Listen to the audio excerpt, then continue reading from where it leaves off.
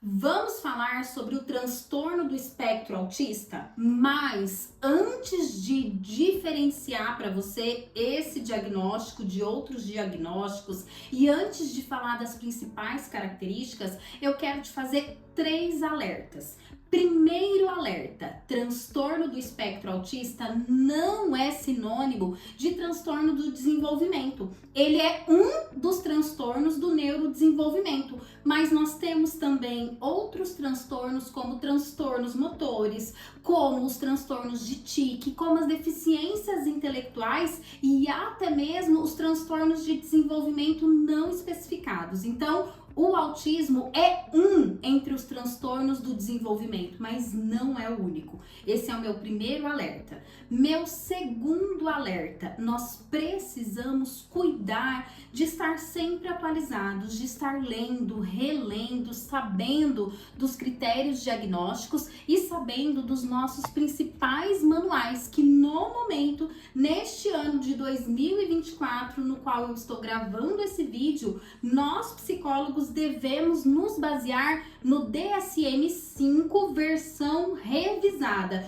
que foi publicado em 2022 e trouxe inúmeras alterações, como por exemplo, colocar o TDAH, o transtorno de déficit de atenção e hiperatividade, não mais como um transtorno de aprendizagem, mas como um transtorno do neurodesenvolvimento. E o meu terceiro alerta, e se você me segue nas redes sociais, aproveitando, se você não me segue nas redes sociais, aproveita para me seguir no @dani.fioravante e também se inscreve aqui no canal para você ser avisado sempre que tiver muito conteúdo novo de qualidade aqui para você.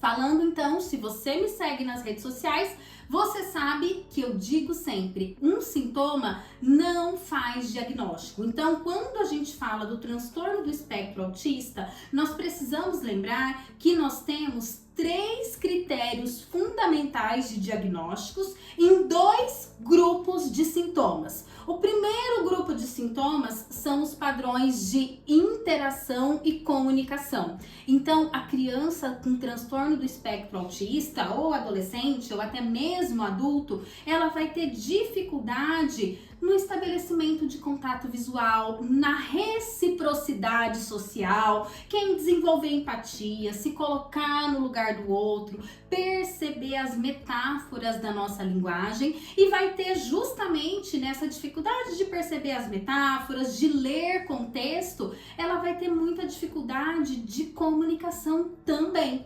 Então, esse é o primeiro grupo de sintomas. Essa criança apresenta dificuldade de comunicação e interação social.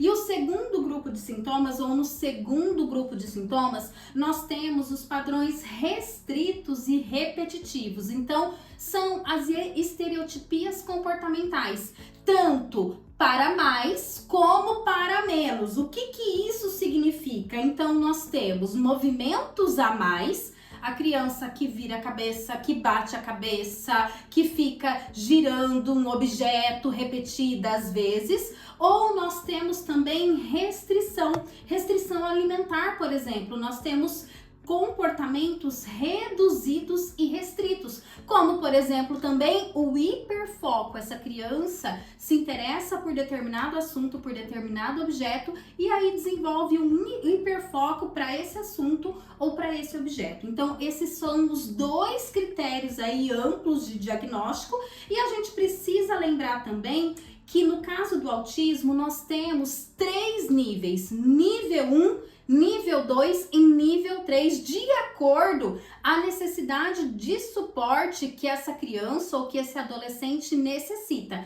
E no caso do autismo, a criança, ou o nível de suporte da criança, deve ser estabelecido nesses 2 grupos de sintoma e pode variar. Às vezes, uma criança pode ser um nível, por exemplo, no que se refere à comunicação, precisando de muito suporte para a comunicação, mas ela pode ter o nível 2, por exemplo, precisando só de médio suporte no que se refere a questões de comportamento restritos ou repetitivos. Ou seja, então essa criança, esse adolescente, esse adulto pode variar em termos do comportamento restrito e repetitivo e também de comunicação. Desde o nível 3, que é o nível mais grave, que exige muito suporte, até o nível 1, que é aquele nível que exige pouco suporte. Também precisamos lembrar que o transtorno do espectro autista atinge cerca de 1% da população.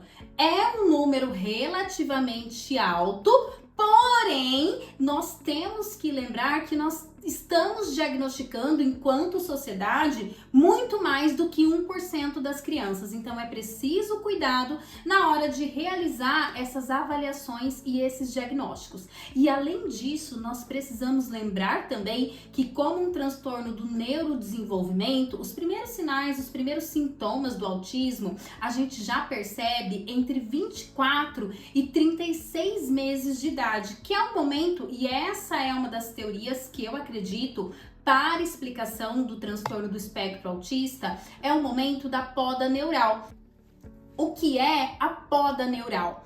Na verdade, se vocês observarem esta figura aqui, vocês vão perceber que entre 2 a 4 anos de idade, aproximadamente, a criança sofre uma perda de neurônios decorrente da organização desses neurônios. E o que acontece com crianças do espectro autista? Muitas vezes essa poda neural ou não acontece, ou acontece de uma maneira que não deveria acontecer. Então, ou essa criança permanece com muitos neurônios desorganizados e por isso ela reage a muita estimulação, por isso ela se excita muito no sentido de ficar muito agitada mesmo, com muito barulho, com muitas luzes, porque ela tem muito neurônio, muito receptor para todos esses estímulos, ou essa criança perde neurônios que não era para perder. E aí ela perde, por exemplo, algumas habilidades de comunicação.